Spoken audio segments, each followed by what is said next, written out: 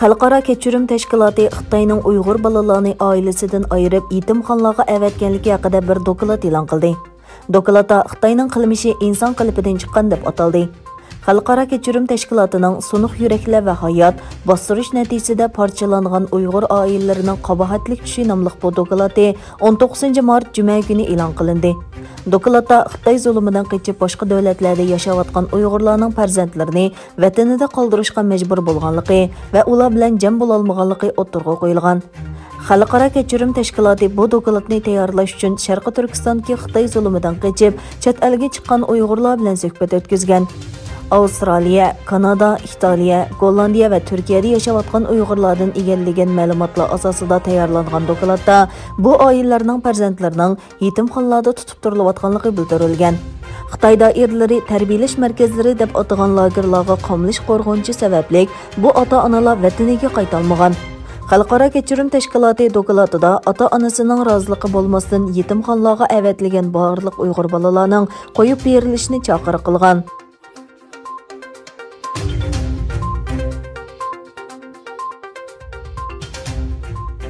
Amerika bilan Xitoyning ئالياسكادىكى yuqori darajali diplomatlari o'tirsidagi 2 kunlik jiddiy suhbat har qaysi taraflarning maydonini o'tirg'a qo'ygan kayfiyat bilan oxirlashdi.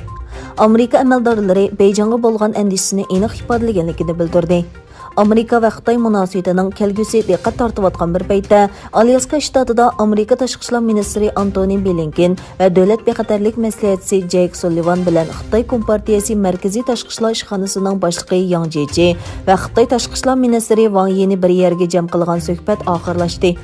Amerika tashqi ishlar ministri Blinken ikkinchi kuni yig'in oxirlashganda muxbirlarga axborot e'lon qildi. Blinken mundaq dedi: "Biz bu yerga Sharqi Turkiston, Hong Kong, Tayvan va tor hujumi qatorliq masalalarda asosli Xitoy bilan jiddiylik joylarini bilib keldik. Ochiqini aytganda, biz bu masalalarni ochiq-oshkora o'tirg'a qo'yganda kishini andishiga soladigan javobga erishganligimiz hayron qolarliq emas."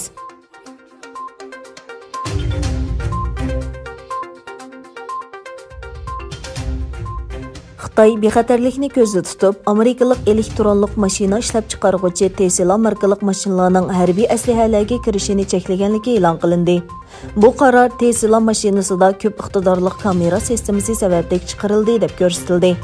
Egilanishicha, Xitoy armiyasi Tesla mashinasining harbiy bino va turalg'uga kirishini cheklagan. Harbiy qismlarga avatilgan buyruqda Tesla'ning mashinasidagi ko'p iqtidorli kamera va ultra ovoz to'lqini senzori ba'zi joylarni oshkorlashi mumkin deb ta'kidlagan.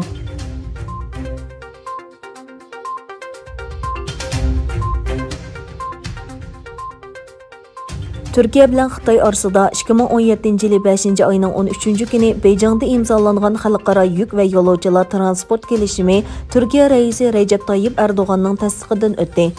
Bu qaror rasmiy gazetda e'lon qilindi.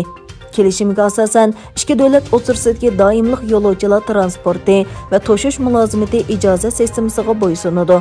Kelishimda toshish va 3-davlat transporti uchun toshish hujjatlari sistemasi belgilangan. Kelishimga asosan kasbiy shoferlarga viza qulaylik yaratish bilan bir vaqtda ikki davlat o'rtasida kabinka toshish man'iy qilindi.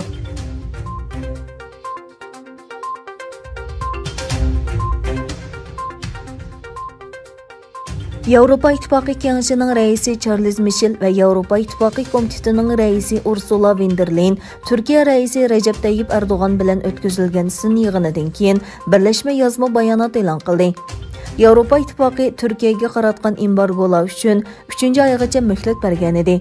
25-26 mart kunlari o'tkazilgan boshliqlar yig'inidan ilgari o'tgan yili dekabrda o'tkazilgan boshliqlar yig'inidan keyingi o'zgarishlarni muzokara qiladiganligini bildirgan Yevropa rahbarlari Siprus masalasini hal qilish uchun planlangan uchrashuvlar bilan birga Sharqi O'rta dengizidagi vaziyati va ikki taraf munosabatini muzokara qilganligini aytdi.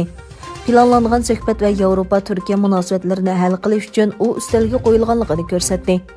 Bayonotda yig'in jarayonida yana Liviya va Suriyaning vaziyatini o'z ichiga olgan texmo keng rayon vaziyati, Turkiyada sohibxonlik qilgan suriyalik musofirlar haqida fikr almashtirganligi tilga olingan.